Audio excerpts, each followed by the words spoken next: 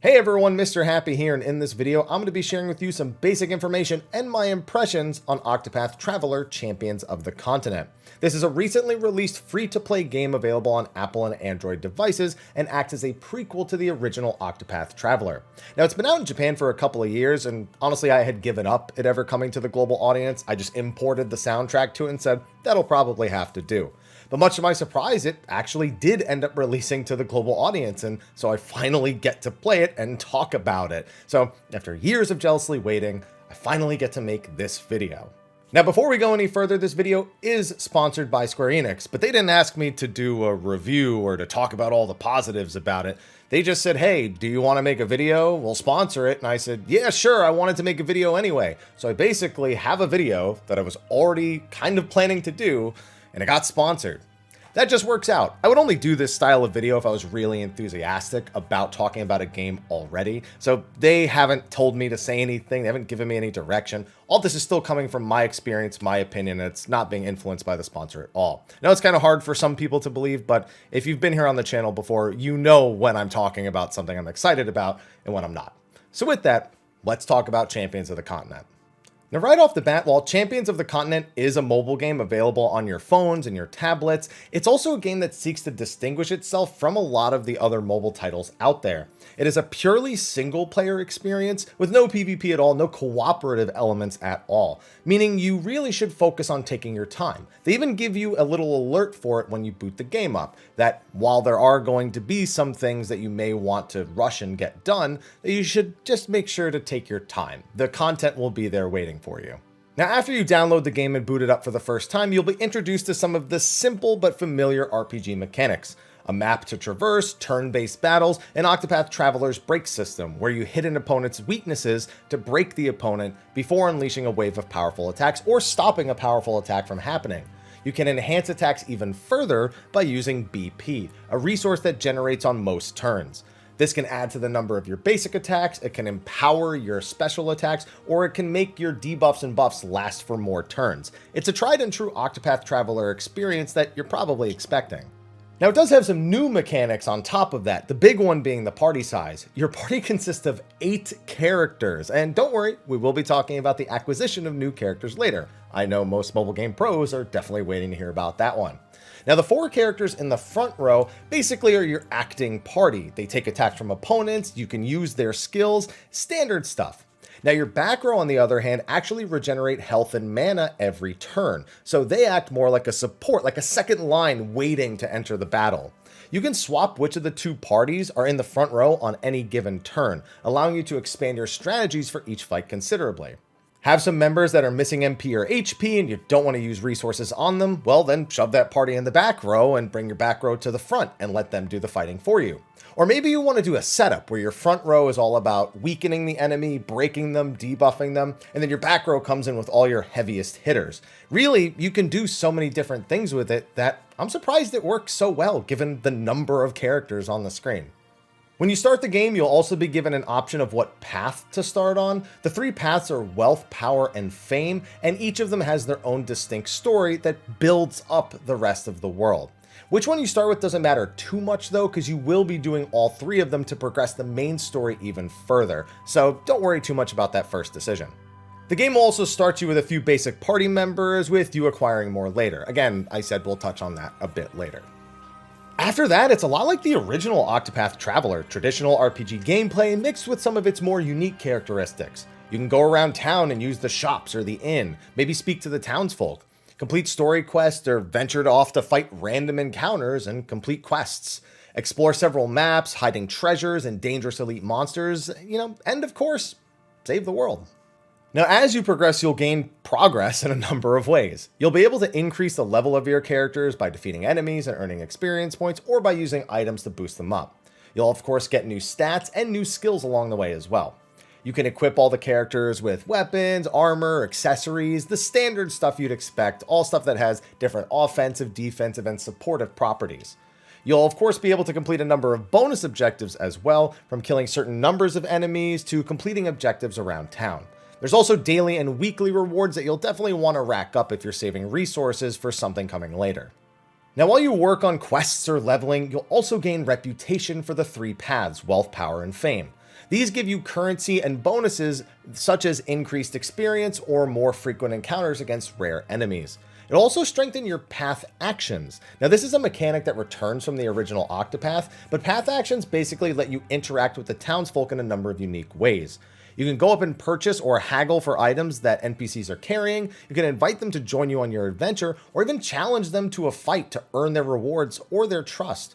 Every new town has a bunch of new NPCs, and all of them have different options, so you're going to want to explore around to help complete your daily, weekly, and town-specific objectives. Now, honestly, I don't want to get too much more in depth with a lot of these things. I just wanted to cover the basic RPG elements. I don't want to spoil any of the story because it is quite good. I liked all three paths, even if Fame actually ended up being my favorite. And those of you who have already played will, let's just say, think it's marvelous. However, I know there's one big topic you're all thinking about and have been since the start of the video, and that is monetization. As stated, Champions of the Continent is free to download, and thus does have microtransactions incorporated into its business model. You'll largely use it to purchase rubies, which you'll then use to obtain characters, or you can purchase bundles, which mostly include rubies and maybe a couple of items that you could otherwise farm in-game. Everything can be earned just by playing, so as long as you're willing to take your time, you don't have to worry too much about spending the money if you don't want to. It's just there for people who do want to. Now, you'll be using that main currency, rubies, on what we call character draws. These allow you to pull randomly from pools of allies to recruit to your team, and each of them actually has their own stories and side quests that will earn you your rewards back. While the game does have many options for character recruitment, even bonuses for pulling multiple of the same unit, the game does its best to remind you to be responsible about your decisions. Now, like I said, when you boot up the game, it does remind you it's an entirely single-player game, so to take it at your own pace. The game also ensures you have plenty of avenues to earn rubies and even free draw seals that you can earn on your own. Those will basically just let you pull without even digging into your ruby supply.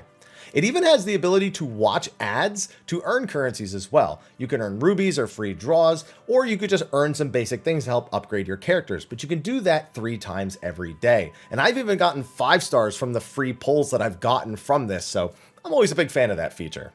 Now, one big thing to try and prevent you from feeling pressure to spend is Octopath's content schedule. While yes, they have the options in there, they have limited time character banners, what they don't have is any limited time content. Everything they add to Octopath Traveler Champions of the Continent is permanently there. So there's no trying to get you to pull for this character because it has more power in this particular event, and you want to make sure you get that event done before it goes away because otherwise you're going to miss all the rewards. They don't do any of that. They're just like, yeah, we just got characters, and also here's permanent content to the game. So it doesn't matter if the character-specific pools come and go. You can always get them later. The content is what matters, and that is always going to be there for you no matter when you start playing. I mean, the reduced pressure is even just obvious from when you log in. Seriously, this is footage of me logging into the game. See that? I legit just get thrown into the world and can immediately begin walking around, doing my dailies, whatever I want to do. There's a few small notifications shown on the right-hand side, but other than that, I'm all set. No digging through tons and tons of menus or Xing out of notifications you may have missed since the last time you logged in. It's especially great if you were to not play for a while, so you don't get a billion pop-ups that you missed from the last time you played. They want you to get playing the game. They even have some content coming that will let you recruit characters without using your rubies or free seals at all. Given it's pretty high level content, it's more like traditional RPG endgame, but hey, they are goals to work towards.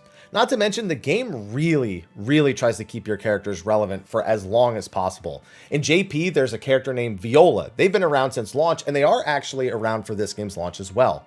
That character is still in like the top 3 most used characters since the game came out 2 years ago in Japan. So if you were to pull that now, you'd be all set for years. That's pretty nutty. And they're not like a limited time character or anything. They're just there. They're like a default character you could pull as your very first character for the game. So it's pretty crazy how useful these characters are when you get them and how long they will be useful for.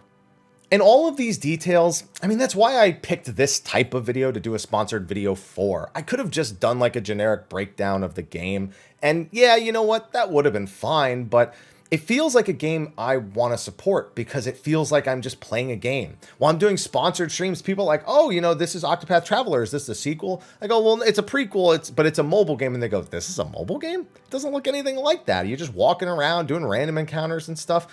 It's just the way it presents is so good. It doesn't try to shove opportunities in your face to spend money. It just has the options there if you want to do them. And you know what? If you want to support the game, go right ahead. I'm not judging you. Hopefully nobody else is judging you, but the game isn't pressuring you to do it. And for me, that's pretty important if I'm going to talk about a sponsored mobile game. That's a super, super important feature. And you know what? Not having to struggle to keep up with tons and tons of events, no super in-your-face pop-ups every time you boot it up. It just feels like I'm logging in to play a free-to-play RPG with cool characters, a good story, and of course, that slamming OST I mentioned earlier. Now, this video has only scratched the surface, and people who have kept up or even played the Japanese version for years know there's tons of things that I've kind of just skirted past. There's the Nameless Town, which has daily objectives, and the eventual unlock of a content called The Tower as endgame content. You have daily hunts with elite hunts coming later, new story additions, areas and dungeons, arena tournaments for endgame challenges and recruiting new characters, and there's even more. I definitely plan to keep up with it to see where it goes because I was a fan of the original Octopath and I have no idea where the story goes in this. I haven't kept up with it in Japan to that degree. And you know what? If you want to check it out as well, I recommend it. It's something that I'll be following and hopefully you will be as well. In fact, if you use your phone's QR code right here, I can put a QR code right here and you can hold your camera up to it. I think it could take you right to the store. That should work just fine. And that's going to be a wrap for my video on Octopath Traveler Champions of the Continent. I've been pretty stretched thin when it comes to content creation on the channel, so I don't know how many Octopath Traveler Champions of the Continent videos you will see, but if I ever have the feeling to talk about it or I'm really impressed with something that they're doing, you'll see more videos on the channel. Thank you again to Square Enix for sponsoring this video, and with that, I'll see you in the next one. Until then, take care.